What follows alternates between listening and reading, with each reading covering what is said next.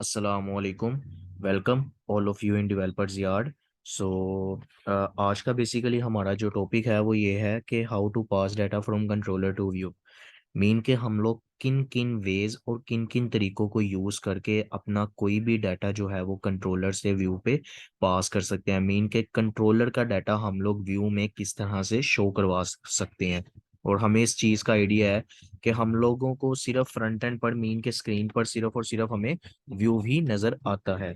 तो आज हम लोग इसी चीज़ को पढ़ेंगे कि किन किन तरीकों को यूज़ करते हुए हम अपना कंट्रोलर का डाटा जो है वो व्यू पर शो करवा सकते हैं। मीन के how to pass data from controller to view.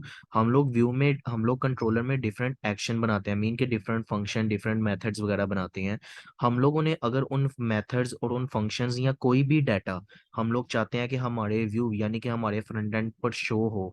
हमारे कोई भी डाटा कंट्रोलर का कोई भी डाटा अगर हम लोग चाहते हैं कि हमारे फ्रंट एंड पर शो हो, तो उसके लिए हम लोग जिन टेक्निक्स को यूज करते हैं वो ये तीन है। एक है टेम्प डाटा, एक है व्यू डाटा, और एक हमारे पास लास्ट वाली जो है वो कौन सी है, व्यू बैक।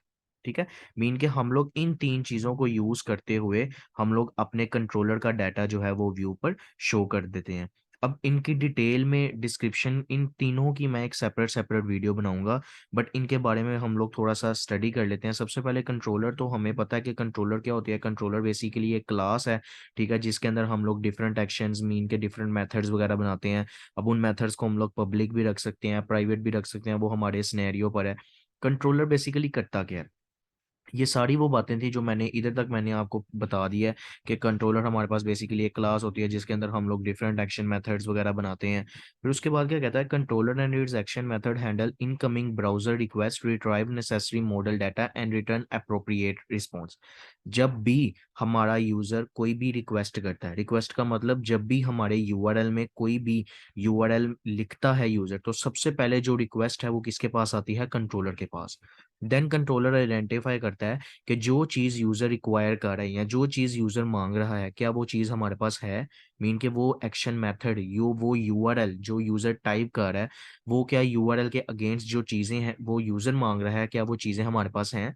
क्योंकि हमें इस चीज़ का आइडिया है कि सबसे पहले हम लोग जब भी अपने यूआरएल में मीन के जब भी हम इसी एप्लीकेशन को रन करते हैं, तो ऊपर ब्राउज़र के यूआरएल में सबसे पहले हम लोग अपने कंट्रोलर का नाम लिखते हैं। उसके बाद उस मेथड या उस फंक्शन का नाम लिखते हैं जिसको हम लोग रन करवाना चाहते हैं। तो यही बात वो इधर भी कर रहा है कि कंट्रोलर जो है वो बेसिकली क्या, उसके अंदर डिफरेंट एक्शन मेथड होते हैं। तो जो भी रिक्वेस्ट आती है वो सबसे पहले कंट्रोलर के पास आती है, उसके बाद जो है वो रिक्वेस्ट मॉडल से डाटा लेती है और व्यू में शो करवा देती है। सो कहता है इन ASP.NET MEC। अभी इसके बारे में ही बेसिकली कंट्रोलर के बारे में बताया हुआ है कि कंट्रोलर में हम लोग लॉजिक बिल्डिंग्स वगैरह कर सकते हैं या करते हैं।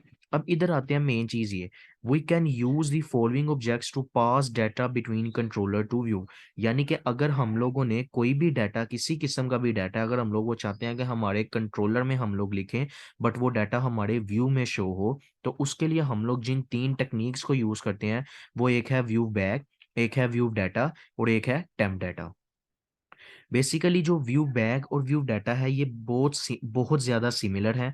मीन के इनके सिमिलर थोड़ा सा बिल्कुल माइनर सा इनके साइंटैक्स में चेंजेस है।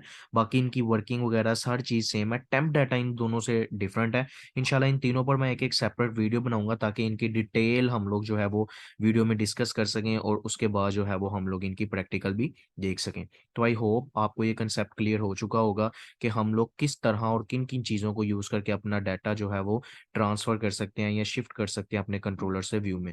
अगर आप लोगों को वीडियो अच्छी लगे तो काइंडली मेरी वीडियोस को लाइक करें और मेरे चैनल को सब्सक्राइब करें, और जितना हो सके मेरी वीडियो को शेयर करें ताकि इससे मुझे मोटिवेशन मिलती रहे और मैं जो है वो आप सब लोगों के लिए अच्छी अच्छी वीडियोस बनाता रहूँ। सो थैंक यू एंड अल्लाह हाफिज़।